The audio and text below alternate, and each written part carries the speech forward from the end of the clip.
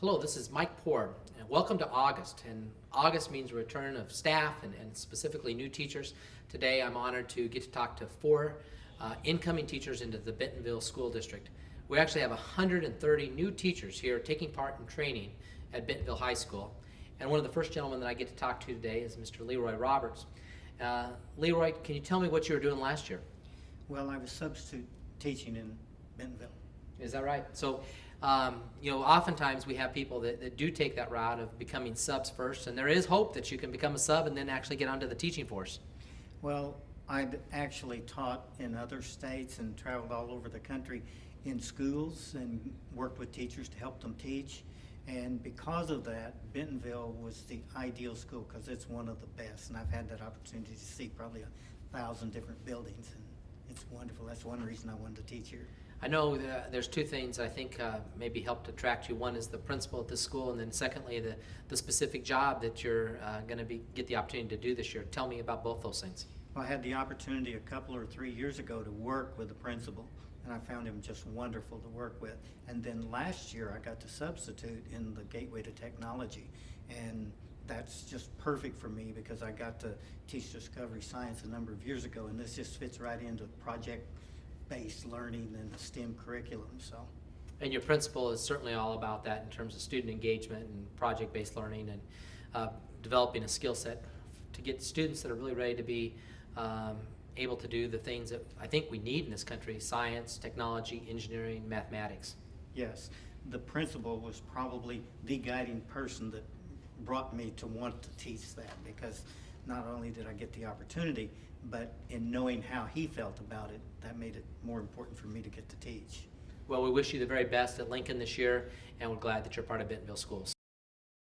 The next person that I get to interview, this is maybe one of the really exciting interviews for me, because very rarely do you get to talk to a person that got hired, one day before, let alone at 11 o'clock last night. Is that what happened to you? That's correct. I was hired last night.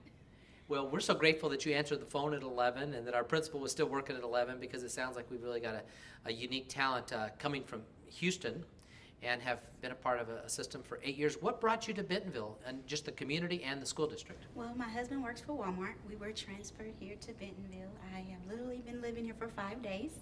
I went to Mary May Jones Elementary to enroll my daughter, and I liked how it looked. I liked the feel, the people that were in the building, so I asked if they had any positions, and I was fortunate to interview. Isn't it? I think you're so right that buildings that really function, they have a feel to it, and certainly we believe Mary May Jones does as well as a lot of our other schools in the district. When you look at the things that you think really make great teaching and working with kids, what is it that you think you're most excited about in terms of the profession of teaching and what you hope to bring to our district? I'm looking forward to building those relationships with the parents and with the students, as well as the staff in the building. I feel like you have to show that love and build that relationship and get to know those teachers and those students first before you can ever teach them anything. So that's the most thing that I'm looking forward to. Yeah, and there's nothing better than just to have that connection with kids, and then ultimately that gets you connected to family, their families, and that makes a pretty awesome learning environment. So welcome to our district, and we're so glad we stole you from Houston. Thank you.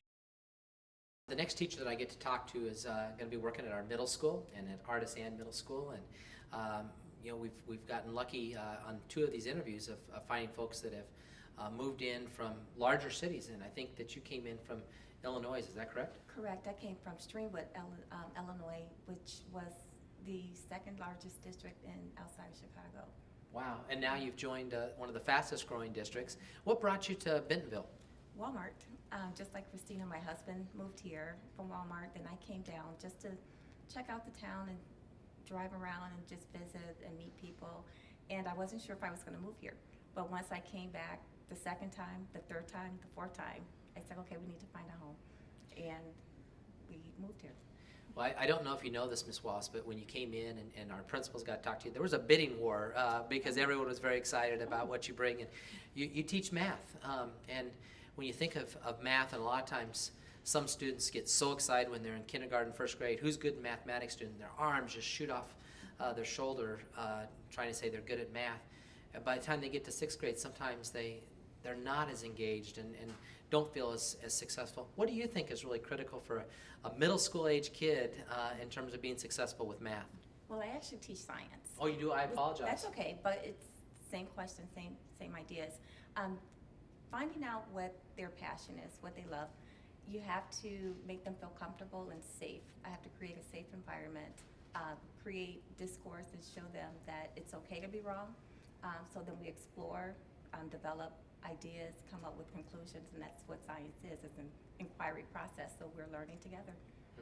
And the whole inquiry approach, if you had something that you could share with the people who are going to watch this video, what's maybe one of the most engaging activities that you like teaching as a part of an inquiry lesson? Well, all of it, not to sound corny or anything, but the one memorable moment that I had is when I taught friction at the beginning of the school year. And then in our district last year, we had a district science fair. And I had two boys who were not really interested in science. They were interested in skateboarding.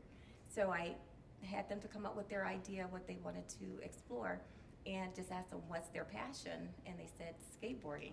So we tied that into friction, and they have one of the best projects at the science fair because they took their passion along with what I taught and married them together and developed their own project.